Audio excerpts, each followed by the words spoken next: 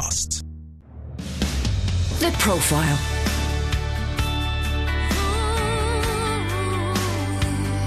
You're listening to Premier Christian Radio. Where faith comes to life.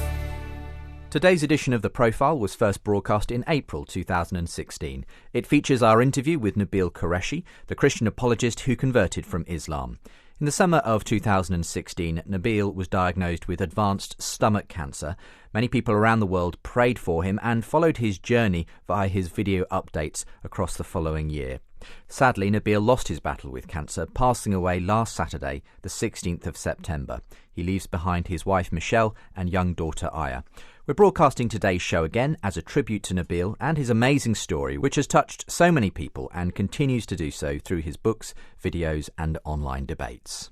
Hello and welcome along to the programme. I'm Justin Brierley, your host for The Profile this week, as we meet Nabeel Qureshi. Nabeel is a former Muslim who converted to Christianity. Well, today he's engaged in ministry seeking to persuade others of the truth of Christianity. His latest book, published by Zondervan, is titled Answering Jihad, A Better Way Forward. He's also the author of other books, and it's great to have you on the programme today, Nabeel. Thank you for joining me. Thanks for having me, Justin.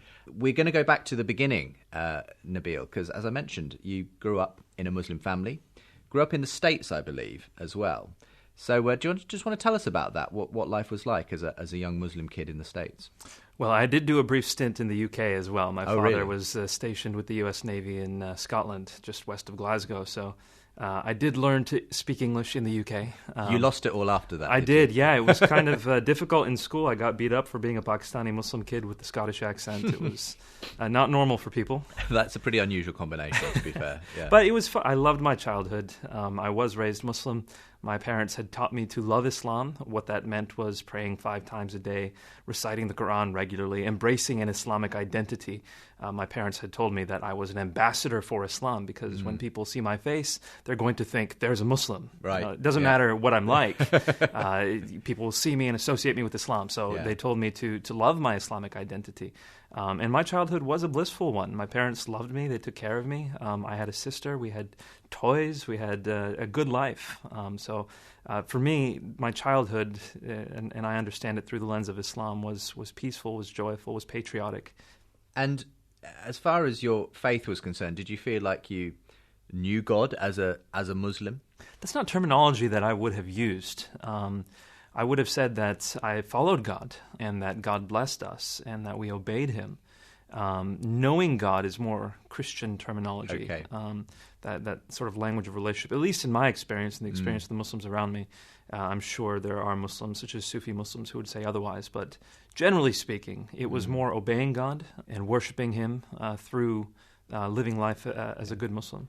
And you attended mosque and so on? Yeah, we were very devout. We would travel hours to go to the mosques. So like when we lived here in the UK, we lived in Dunoon, but the closest mosque was in Glasgow. Right. And so we would travel, over the ferry, 1.5 2 hours to get to the mosque every Saturday.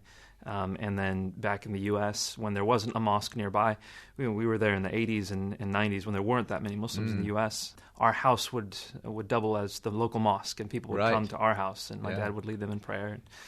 So very, very active, very committed. Very much so. So by the age of 5, my mom had taught me how to recite Arabic, and I had recited the entire Quran in Arabic by that time. That's just extraordinary to think. I mean, and it, in a sense, puts many Christians to shame who can hardly recite any of the Bible, let alone the whole thing in the original language. Well, for Muslims, the language is extremely important. Yes. The Quran is primarily an Arabic book, and if it's in another language, most Muslims don't consider that a translation. Yeah. They consider that an interpretation of the text. And so we had to recite the Arabic. And it didn't really matter if I knew what I was saying. Okay. Usually I didn't. It was just knowing It was the being Arabic. able to recite it Okay. and to incur God's blessings like that. But I had to also, as part of the 5 daily prayers, have sections of the Quran memorized. If you hear your father recite the 5 daily prayers regularly, wherein he's reciting portions of the Quran, you will have portions of the Quran memorized. So by the age of 5, I had the last 7 chapters of the Quran memorized. Tell us how things changed for you, because you've got this extraordinary story of becoming a Christian. take your time. What happened? What were the first inklings of this change? Well, it was part and parcel of the pride that I had as a Muslim. I believed Islam was genuinely true. I believed that it was the true monotheism, that Christians who worship the Trinity were polytheists. Not realizing it, they didn't realize that they were worshiping three. They would say one, but it was actually three, and they didn't know what they were doing. That's what I believed. And so I would extend people the invitation to Islam. I would argue that the Bible isn't reliable. I would argue that Jesus' death on the cross doesn't pay for one's sins, that Jesus never claimed to be God. These kinds of basic Islamic claims, I would argue for them, and what I found was that the average Christian had no response. And so that made me more confident and bold in presenting Islam to Christians. So it wasn't until I got to my university that I ran into somebody who actually had a response. And in his case, it was defending the Bible. He gave me good reasons to believe the Bible was reliable. So this person was obviously very influential. You had, I think, a number of long-running discussions and debates with him. You were roommates, is that correct? Well, we met because we were both on the debate team, and we were on a tournament together, and we ended up rooming together on those tournaments. Yeah.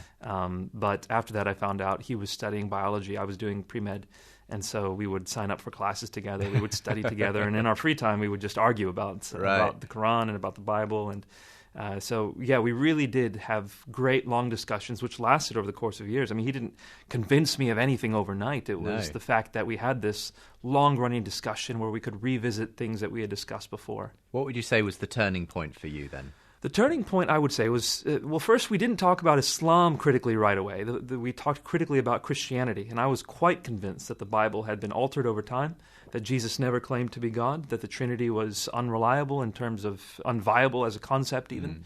And so over the course of these discussions, he was able to show me how he could rely upon the text of Scripture, how we could know that the New Testament message has not been changed. And it took me about a year, but I realized that's probably true. But then I asked, where in the Bible does Jesus claim to be God? Now, that's kind of the most important thing for Muslims, because Jesus is a prophet, according to Muslims. He's the Messiah, even, but he's not God. And according to the Quran, he never claimed to be God. So if we find that the New Testament is reliable, and therein he claims to be God, that's a problem for Muslims. So first, looking at the Gospel of John and then moving my way through the Synoptics to Mark's Gospel, I realized that Jesus always claimed to be God. All four Gospels, he's God. Even before the Gospels were written, if you believe Paul's writings came first, which most people do, Paul says Jesus is God. The early Christian community uniformly said Jesus is God. And how are these Jews, who are so emphatically monotheist, saying this man is God? It only makes sense if we conclude that Jesus himself claimed to be God. And so when I realized that the historical evidence was in favor of Christianity, that's what got me to bend my knee to God and say, God, can you show me who you are? It wasn't that I was convinced Christianity was true, but that's when the search went from an academic one to a heartfelt one. It opened the door, in that sense, to you actually opening up yourself to the possibility that God might be quite different to the way you would conceive. Exactly. Christianity in my mind was inconceivable and inviable until I saw the evidence for it.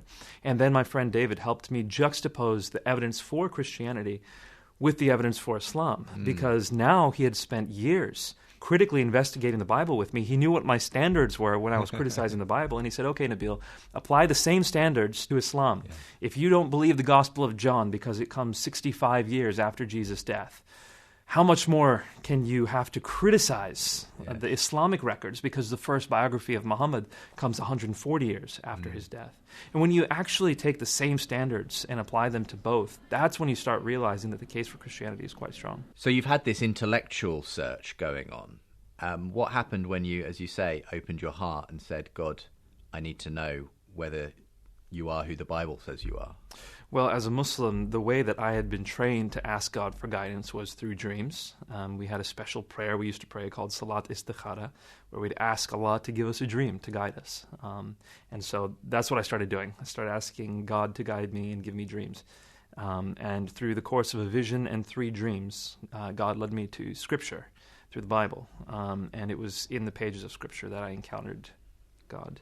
I've often heard this in other parts of the Muslim world when I hear about conversion stories, that dreams do often, and visions sometimes do, seem to be a reasonably frequent way in which people do, or part of their conversion story at least. So is that because there is this expectation in Islam that God will reveal things in dreams. I think so. I think Muslims expect God to reach them that way.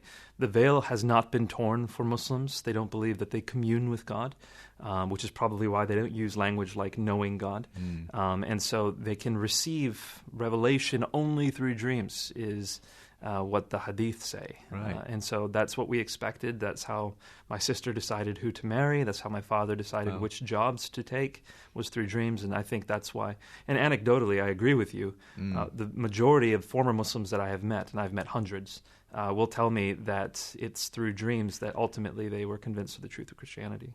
How much are we starting to see Muslims who are also being convinced in the intellectual way that you experienced?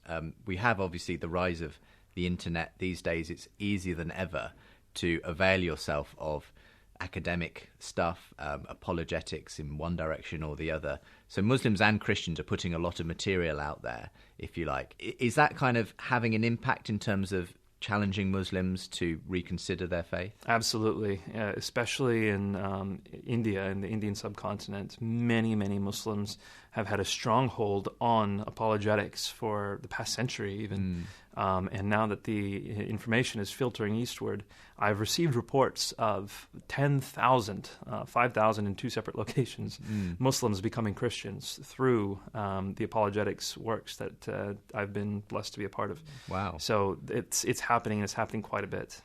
I guess we don't maybe hear all that much about these things because obviously those who do convert, there can obviously be issues around their safety. Extremism is something we've come to live with and know in our modern day. Firstly, did this put you in any difficulty, your own conversion to Christianity? Was there resistance from family, from the community that you were part of? Oh, absolutely. It has been a very difficult journey with my family.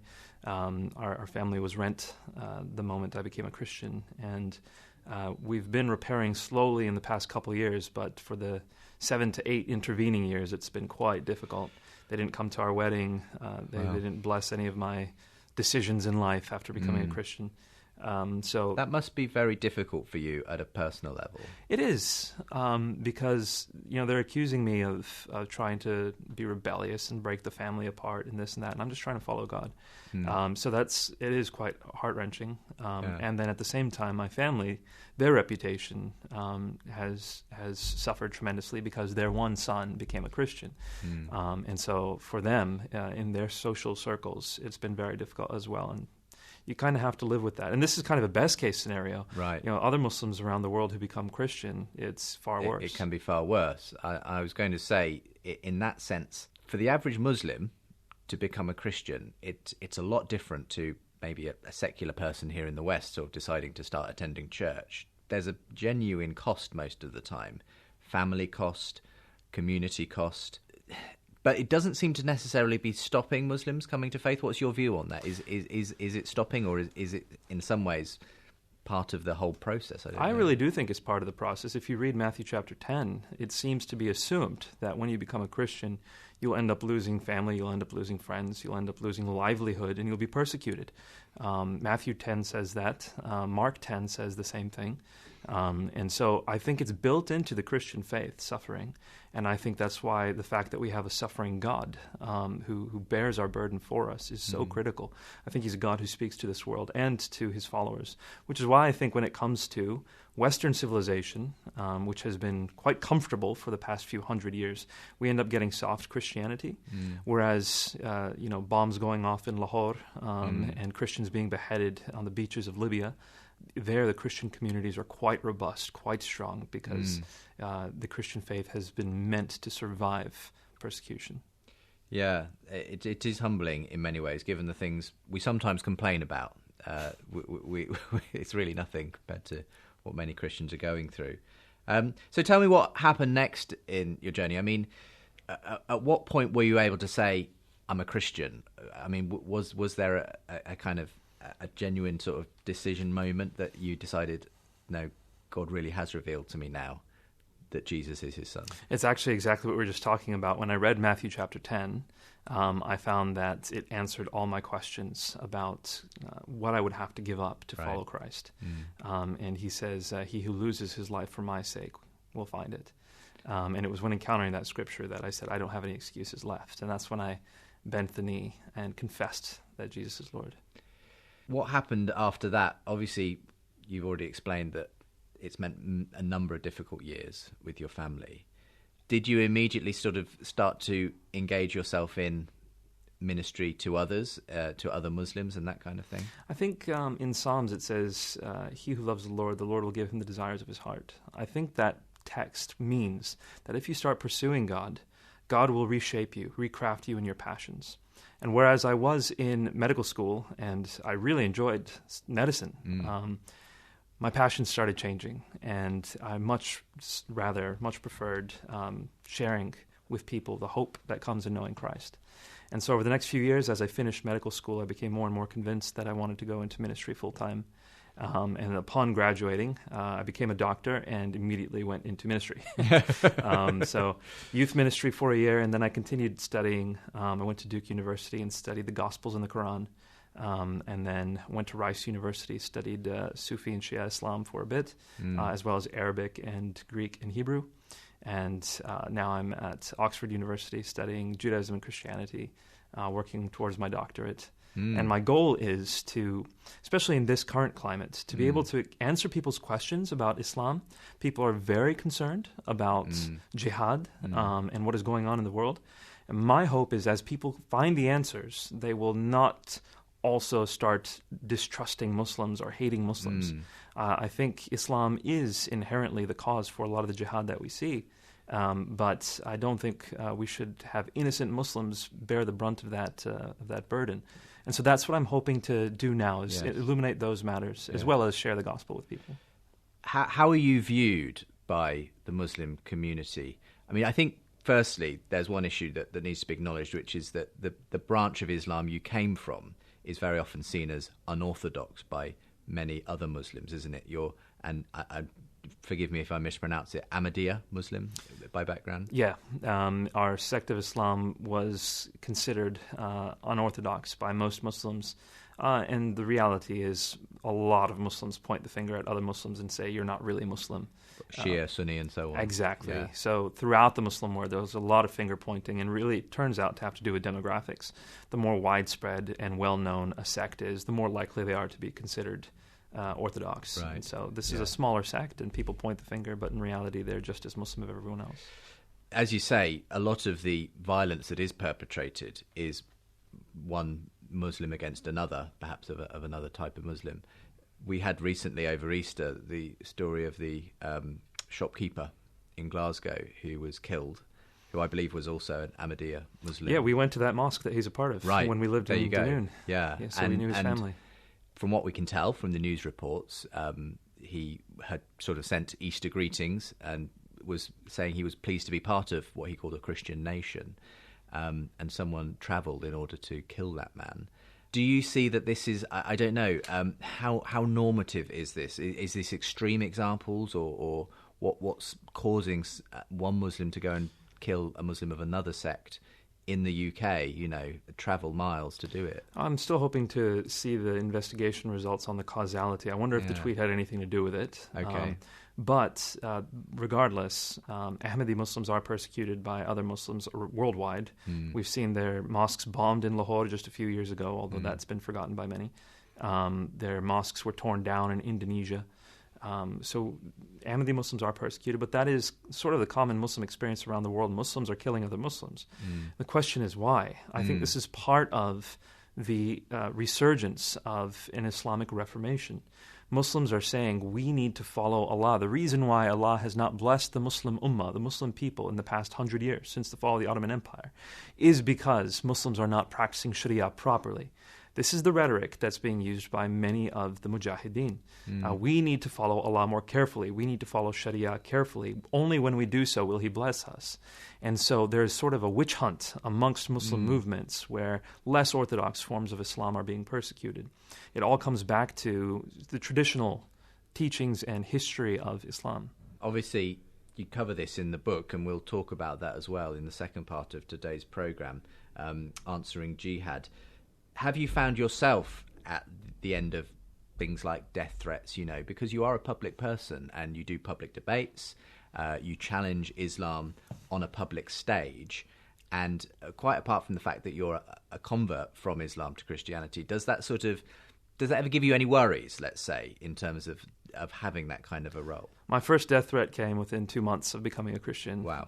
And it was one of the most scary because it was on my car. Wow. Whereas, a note left on a your note car? on my car, yeah, informing me of my impending death. Right. And so at the time, I was very zealous, and Right. I had just read Matthew 10, which said that he who loses his life for my sake will find it. You have to pick up your cross and follow Jesus. Yeah.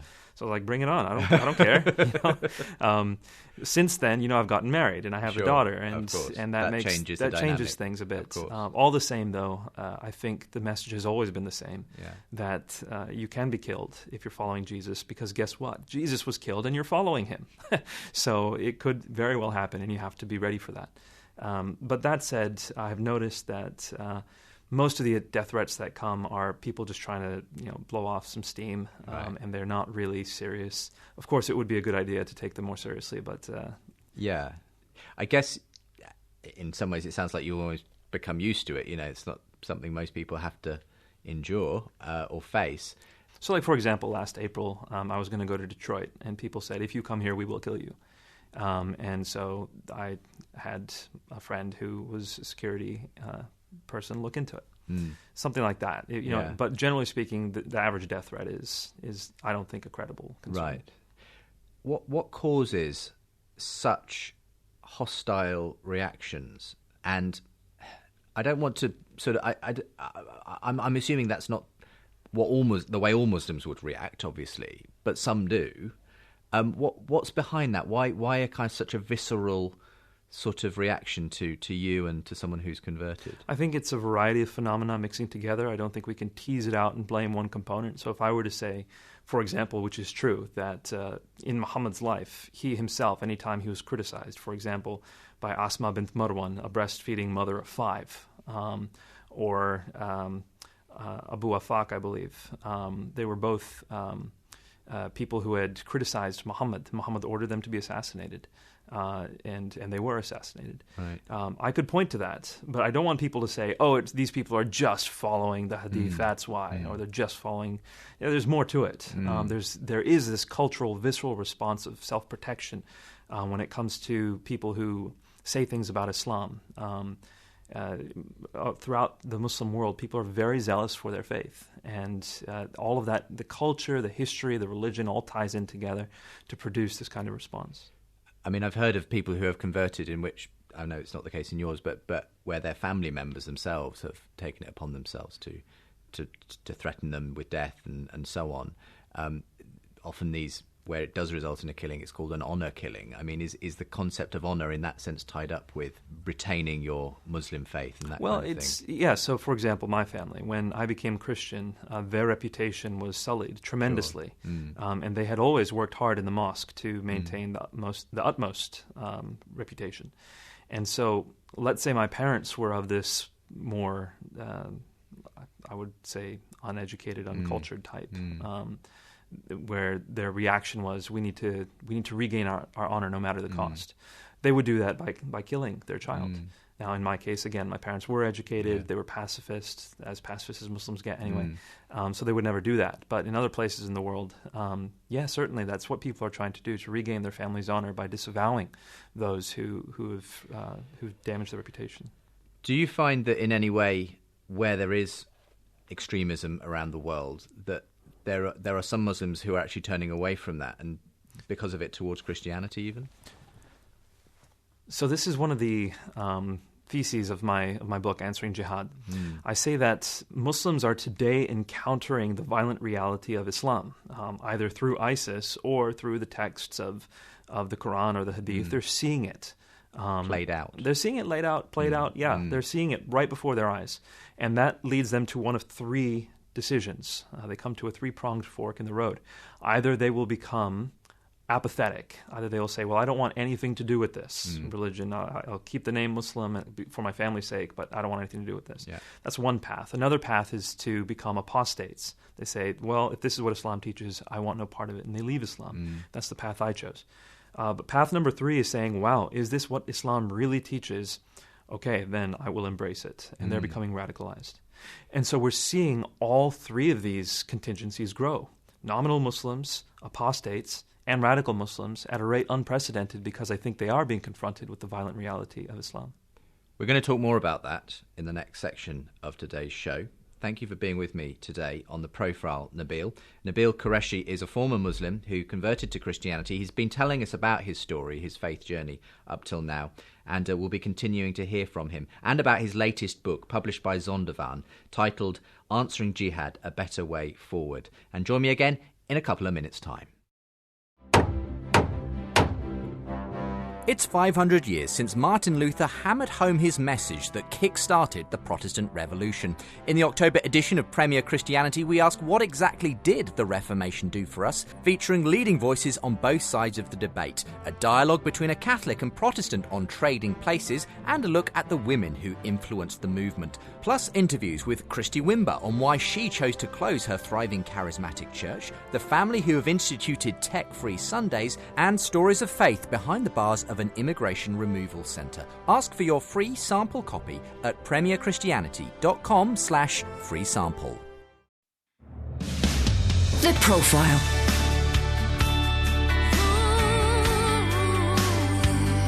You're listening to Premier Christian Radio. Where faith comes to life. Today's edition of The Profile was first broadcast in April 2016. It features our interview with Nabeel Qureshi, the Christian apologist who converted from Islam. In the summer of 2016, Nabeel was diagnosed with advanced stomach cancer. Many people around the world prayed for him and followed his journey via his video updates across the following year. Sadly, Nabeel lost his battle with cancer, passing away last Saturday, the 16th of September. He leaves behind his wife Michelle and young daughter Aya. We're broadcasting today's show again as a tribute to Nabeel and his amazing story, which has touched so many people and continues to do so through his books, videos and online debates. Welcome back to the second part of today's programme. I'm Justin Brierley, your host for The Profile today, brought to you in association with Premier Christianity magazine. I'm the senior editor there, and if you want to find more interviews with Christians in all walks of life, then do go online and ask for a free sample copy, premierchristianity.com/free sample. Well, my guest today on The Profile is Nabeel Qureshi. He's a former Muslim who converted to Christianity. Today he's engaged in ministry to other Muslims and indeed people of faith or no faith, seeking to persuade them of the truth of Christianity, just as he was persuaded as a young man. His latest book, published by Zondervan, is titled Answering Jihad, A Better Way Forward. And we were hearing in the first part of today's programme about your own conversion story and the issue of having to deal with threats on your life and that kind of thing. This all ties in some ways to answering jihad. As you said, what's often presented to many Muslims today is this sort of three-pronged possibility when they see violence perpetrated. They can either, I guess, become, as you say, nominal Muslims, kind of retreat from their faith but still call themselves a Muslim. They can become an apostate. That might be converting to another faith as you did, or perhaps simply abandoning faith altogether. Or they may choose to even embrace this form of Islam as well. I mean, the first thing that I will hear many people saying, Nabeel, at this point is, but ISIS, the Taliban, Al-Qaeda, they're all, mutant forms of Islam. They don't represent the real thing. That's the message we often hear. And so we should regard these people as the extremists, the ones who are twisting the Quran, twisting the true form of Islam. And they perhaps would therefore disagree with your three options, because they'll say, well, the option that a Muslim should be following is to get back to the truth of the Quran and not these twisted, corrupted versions that are represented by these violent movements. So what's your response to that these are essentially corrupting the Quran and the truth of Islam?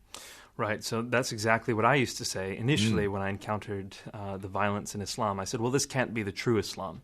And I, for years, would push back, arguing, no, this hadith here is unreliable. For example, Muhammad says in Sahih Muslim that he has come to expel the Jews and Christians from the Arabian Peninsula and will not leave any but Muslims. That doesn't sound like the Muhammad I knew, so I said, well, that can't be a reliable tradition. And then another tradition from Sahih Bukhari, which says, I have been ordered to fight people until they testify that there is no God but Allah, and only then will their lives and their property be saved from me. And this is from the most reliable collection of hadith, Sahih Bukhari. And so I said, no, that can't be reliable either. And as you continue, you find Muhammad beheading multiple hundreds of men at the same time. You see him distributing those men's wives and children into slavery.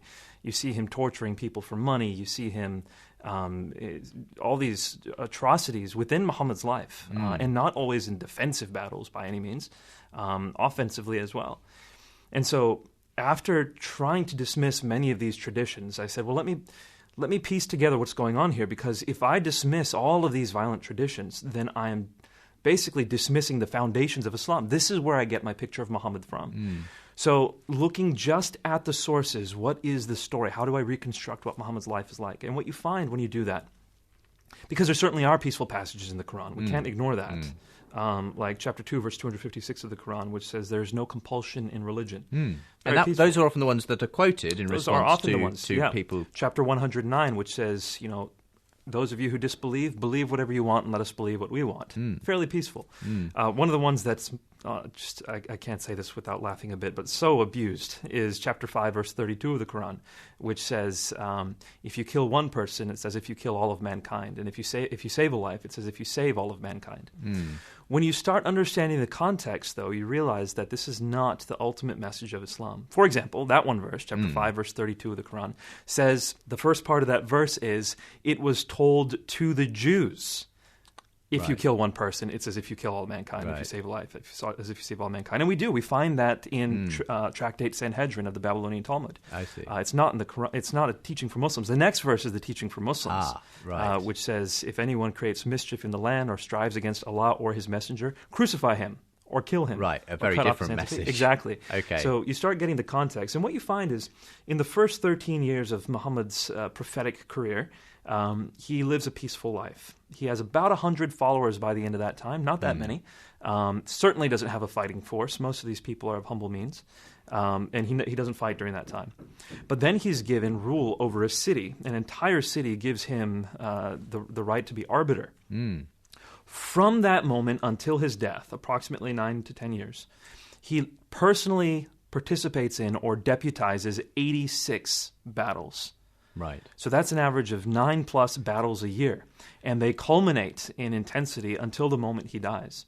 Chapter 9 of the Quran is the last major chapter of the Quran to have been composed, and it is the most expansively violent. This is the one that starts off by saying this is a disavowal of all the treaties we have with polytheists. Chapter 9, verse 5, slay the infidels wherever you find them, lay siege to them, take them captive. Chapter 9, verse 29, fight the Jews and Christians until they pay you the poll tax and they feel subdued. Why? Chapter 9, verse 33, Islam has been made to prevail over every religion.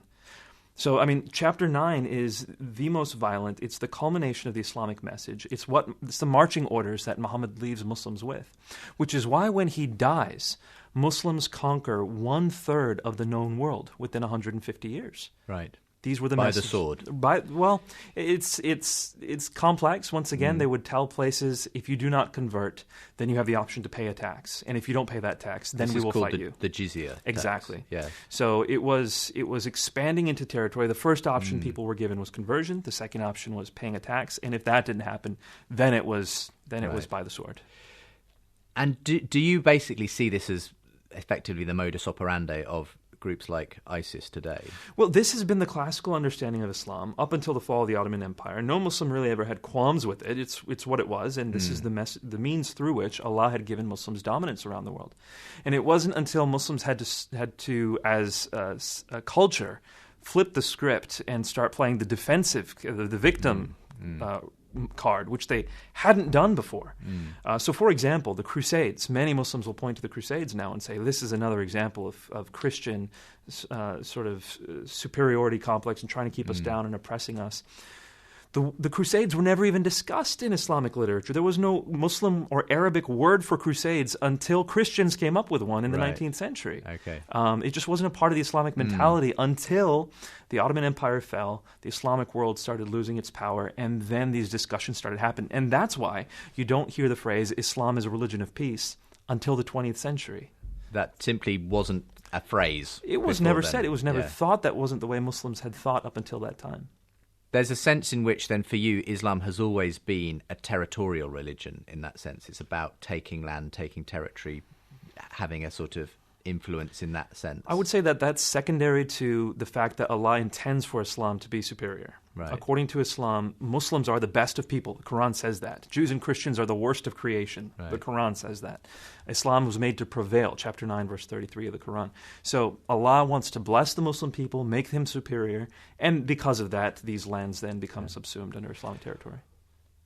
I mean, when I do, as you know, Nabeel, I host Unbelievable, the apologetic show of Premier Christian Radio, and we've often had these debates between Christians and Muslims over whether Islam is inherently violent and that kind of thing. Very often the comeback is, but you're looking at texts which are intended in a kind of a warfare situation where Islam is having to defend itself against aggressors and so on.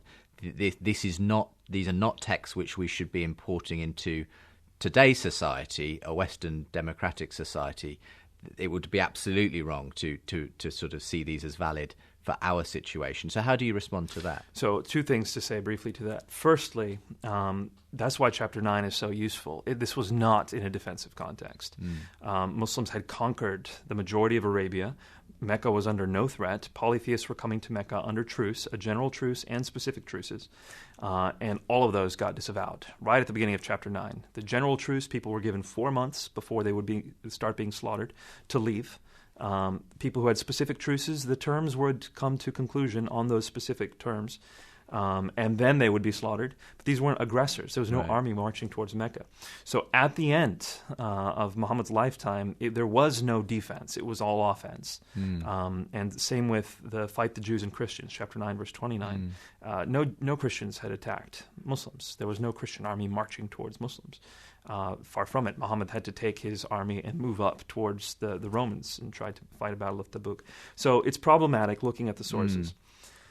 But number 2, there are Muslims who make it their effort to reinterpret these sources in light of the modern context. So what they're doing is, whether they're explicitly or implicitly doing it, they're departing from the canonical texts of Islam. And I'm not saying that endeavor is illegitimate. I'm saying if you want to take Islam away from its texts, be my guest. I would love to see that happen. But let's recognize that that's what you're doing. You're taking Islam away from its texts. And most of these people who've responded to me saying Islam is actually a religion of peace are following 19th century, 18th century men who have intentionally said, we are reforming Islam. And so if you're doing that, great. But the problem is, ISIS and groups like it are trying to reform Islam by going back to the texts. And if we ignore that that's what's happening, then we won't be able to address the problem. I mean, it's ironic in a way, because Christianity had its own reformation, which was about getting back to the text, getting back to the Gospels, getting back to the true story of grace told there by Jesus. But you're saying when we talk about Islamic reformation, well, there's 2 ways it could go, either stepping away from the texts or going back towards the texts. Well, actually, Justin, I think if we're using the Protestant Reformation as a template, they were going back to the texts. Yes. And so the Islamic Reformation, I think, is ISIS. It is Al-Qaeda. It is Boko Haram. It all comes back from the writings of Sayyid Qutb and the starting of the Muslim Brotherhood in 1928. When the Muslim Brotherhood started, again, right after the fall of the Ottoman Empire, right at the end of World War I, the Muslim world is looking to the West. They're seeing capitalism reign. They're looking to the East. They're seeing communism reign. They say, why are we losing power? It's because Muslims are pandering to these other societies. We need Sharia to reign. So let's go back to the Quran. Let's go back to the Hadith. These were the founding principles of the Muslim Brotherhood. Sayyid Qutb was the man who sort of intellectually drove the Muslim Brotherhood's principles until he was killed, I would dare say martyred, in the 50s. And Osama bin Laden points back to Sayyid Qutb. He was actually taught by Sayyid Qutb's brother in the universities. Boko Haram, the founder of Boko Haram, pointed back to Sayyid Qutb and said, follow this man. So all of these different groups are very intentionally trying to reform Islam. When you reform religion and go back to its texts, we assume it's going to be peaceful because we think, well, the Christian texts were peaceful. But as we have been discussing now, the Quran and the Hadith are not. What should be our response then to Muslims? Because obviously there are a range of different responses out there, and we're seeing one of them in the form of the current Republican nomination, Donald Trump. He says, let's ban them from coming into the USA. And he seems to be getting some support for that from some sectors. What's your response to how we deal with the reality of Islam and those who are all over the world being Muslim? Well, this is why I wrote my book, Answering Jihad. I felt that not many people were giving a correct response. You had people on one side of the spectrum saying Islam's a religion of peace, and anything that the terrorists are doing is unrelated to Islam, which is just naive. It's naive. I think it's well-intentioned, but it's false. Okay. There's compassion there, but it's based on falsehood, and it won't work. And then on the other side of the spectrum, it's, Islam teaches violence, therefore all Muslims are latent threats and inherently violent. And that's false. It doesn't take into account what the complexities of personal life and the different expressions of Islam. And so that's why I spoke up. That's why I wrote this book. I think, at least as Christians, that our personal response should be exactly what Jesus tells us, which is to engage Muslims with love, even if it costs us dearly. But to engage them with love. And I think if we interact with people, for example, on a personal level, and this does sound naive to many people, but I want to explain it. People in the West are getting radicalized. Over 5,000 Westerners fighting for ISIS. More British citizens fighting for ISIS, Muslim British citizens fighting for ISIS than fighting for the British Army. So Westerners are getting radicalized. Now, if we embrace them and reach them before they get radicalized, share with them the love and joy of God through the gospel, I think we will preclude radicalization. So on the front end, we will stop it. Am I saying that policy experts should avoid the threat of terrorists coming in? No, I'm not saying that. But I'm saying we as Christians should determine how we're going to respond. And if we are going to respond on a personal level by following Christ, it needs to be through love. Do you have any examples of people you've met who, like you, have, in a sense, been turned from either a peaceful or radical form of Islam towards Christ? Many. If we're leaving it that broad, I've met hundreds of former Muslims. But even when it comes to radical Muslims, I just met one at Hyde Park a few weeks ago who had been radicalized, sent to Saudi Arabia, become a sheikh, and had been tapped to become a suicide bomber. And his main issue was, why are we killing other Muslims? That's what stopped him. It wasn't so much killing non-Muslims, it was killing other Muslims. And so as he was thinking about that, his mother was a Pentecostal Christian, and she was praying for him to encounter Christ. And he did, praying one night. He told me personally that Christ appeared to him, and that's how I ended up becoming a Christian. Wow. But yes, he was being radicalized by encountering the teachings of Islam, and he was saved from being radicalized by the prayers of his mother, but a Christian. And I think that's how God intends for us to do it. The radicalization of young men in particular is a big problem, it would appear. And I think many people in the West just don't understand why a young person, and some male or female, would, leave the comforts of the UK to go and join ISIS in Syria or wherever. I mean, can you give any explanation? Well, they give the explanation, don't they? So the three girls from Bethnal Green who had left for Turkey and then through Turkey to Syria to get married to ISIS fighters, what were they saying? Why don't we just listen to what these people are saying? They're telling us the reason why we've done this is because this is the true Islam. We've been called to fight for the caliphate. We've been called to support what it actually teaches. And one of the girls, her parents were saying, why won't you come back? And she said to her mom, you don't understand Islam. So this is what they're saying. That is what their reasoning is. And if you look at the recruiting methods, for example, ISIS puts out a magazine called Dabik. What is Dabik? Why did they title it that? Well, according to Sahih Muslim, Armageddon would start on the field of Dabik. And so what ISIS is trying to do is to usher in the end times. They're making that. This is a location within Syria. Correct. Yes. And they believe that the final showdown, as it were, will take place. Exactly. And that's why it was one of the first places that ISIS took over. And so when people say, it looks like ISIS is just trying to pick a fight, they're just angering people, the answer is yes, they are. They're trying to usher in the end times. They're trying to provoke Armageddon. Exactly, which is not necessarily what Al-Qaeda was doing. No. It's not necessarily what other groups were doing, but that is what ISIS is doing. And so what are they saying in this magazine called Dabik? Well, they're urging zealous Muslims to follow Muhammad. They say, look at this hadith of Muhammad's life. He says that you're supposed to emigrate and join the caliphate.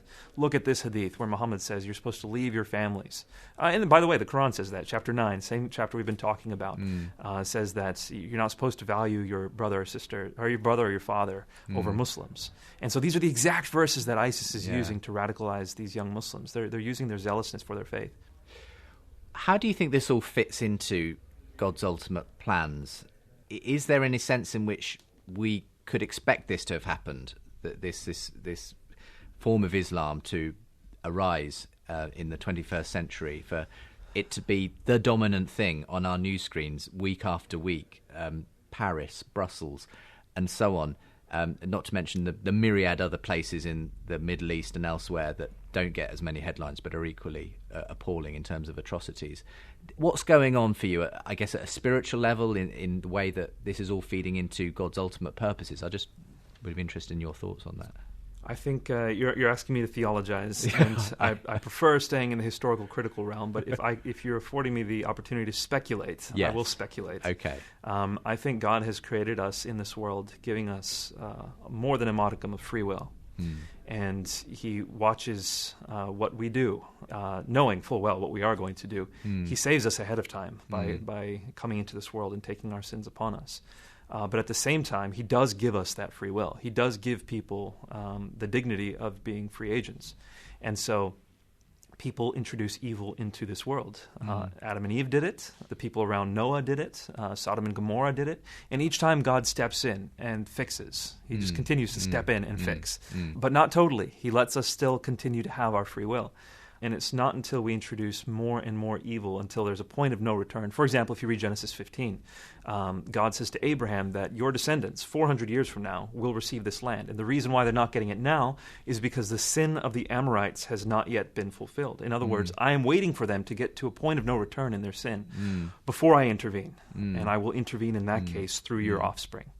And so I think that's what's happening now. God is allowing people to do what they do. And at a certain point of no return is when he will step in again.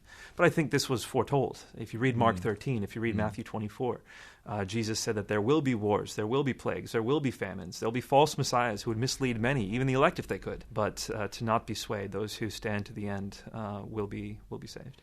Do you think that in a way all of this will also herald, as you've seen in some instances, Muslims turning to Christ as well? Oh, no question. No question. Again, one of the three-pronged paths of that road is apostasy. Muslims are leaving Islam at tremendous rates. And this is happening in the past 14 years. Many more Muslims have left Islam than the previous 1,400 years. It's because people can watch what's happening on TV. They can learn what's happening over the internet. So where did it happen first? Well, we saw after the revolution in Iran, when the clergy took over, that Muslims for a time said, let's let Sharia have a chance. Then in the 90s, we see a mass exodus of Muslims going to places like Australia, going to places in Asia, and seeing the first Christian they could meet and saying, we've had enough of Islam, share with us what the Christian message is. I have pastor friends in Australia who are simply overwhelmed with the number of Irani Muslims who are coming and converting and accepting Christ because they saw Sharia applied. They didn't like it. The same thing happened in Egypt in 2012. We had the Muslim Brotherhood come into power, and then a year later ousted because the Egyptians didn't like what they did. They brought him into power. They said, sure, implement Sharia. And when they saw what they were doing, they said, no, get out. And so there's this romantic notion of what Sharia is in most Muslims' minds, but when they see it applied, they want no part of it, many of them. And that's leading lots and lots of Muslims to leave Islam and accept Christ. But the man in the street, or the Christian in the street, who maybe does interact with a Muslim neighbour, taxi driver, perhaps that Muslim who is on the street doing dawah, Muslim evangelism. Very briefly, and obviously there's so much that could be said, but what would be your basic rule for interacting with Muslims, for the Christian who, frankly, doesn't have nearly the kind of knowledge you have about these issues? So that's a great question. I tackle that specific question in my video series in my study guide for Seeking Allah, Finding Jesus. What should you do? I think the first thing you should ask yourself is this person an immigrant or not? Okay. Because if they're an immigrant, from an Eastern society, that means they think differently from Westerners. Okay. We just see the world differently through our lenses. If they're a Westerner, just treat them like any other Westerner you would treat. But if they're an Easterner, it means they're more than likely quite ready to talk about their faith. They're probably quite confident Islam is true and whatever you believe is false. Right. And they're ready to have a discussion with you. They're also probably quite ready to come to your house or for them to invite you to their house. Right. They're ready for relationships. Yeah. Now, that's beginning to change a little bit because we've created enclaves in the UK where people from other countries come and they develop their own sort of circles. Yeah. But if they're still open, which hopefully they are, I think you'll be able to interact with them. And that would be my suggestion. Just start talking. Start talking about your faith. Start talking about the joy that Christ has given you, and interact with them. You don't have to have all the answers, but you need to be a witness. Absolutely. True for us all in whatever situation we find ourselves in many ways. It's been a real joy talking to you, Nabeel, and a real challenge as well, actually, because I'm aware that you have an increasingly high-profile ministry in what you're doing, and I'm sure it brings its pressures a lot of the time. How could our listeners pray for you and what you're doing? I appreciate that. Really, the prayers would be for spiritual protection. Physical protection would be great for my family and such, but I think spiritual is more important. I have lots of people praying against me. Lots of people praying against me. So your prayers for me would be great. Prayers for wisdom and discernment. This is such a politically charged environment and atmosphere. And no matter what you say, people will come at you. So I want people to respond to Muslims with love despite the truth of Islam. That's my goal. And basically that makes me an enemy to both sides. So prayers for discernment and wisdom would be great. You don't sound like the Christian version of Donald Trump or anything like that. But as I say, it's been really good to meet you. Thank you very much for coming in today. So people can get hold of Answering Jihad, A Better Way Forward. It's published via Zondervan. Where do you see this all heading? Do you think there's going to be an eventual way through this? Or are we just going to live with the reality of terrorism and jihad the rest of our lives? I think there will be ebbs and flows. Jihad will be here to stay. The names will change. ISIS will be gone. Somebody else will come because the core texts of Islam are not going anywhere. But that's why I think we need to move the discussion into an ideological realm, because if we ignore that, this will keep happening. So once actual free speech is employed and we can actually start talking about faith matters, I think we will address this issue better. But until then, we're going to see more and more of these attacks. Well, thanks for being with me on The Profile today, Nabeel. If you want to listen back to The Profile, don't forget you can do that at our website, premierchristianradio.com/The Profile. I'm Justin Brierley, Senior Editor of Premier Christianity magazine, and can I interest you also in picking up a copy of the latest mag, and we're going to be featuring Nabeel in it as well in due course. You can find a copy at premierchristianity.com/free sample, a free copy if you just ask for one there. It's been a joy to have you on the programme, Nabeel. God bless you as you go forth in your ministry, and thank you for being with me on the show today. Thanks, Justin. It's been a pleasure. I've been Justin Brierley with you for The Profile today, and we'll be talking to another person in some walk of life, faith and ministry on the show at the same time next week. Coming next, Dave Rose with Premier Playback.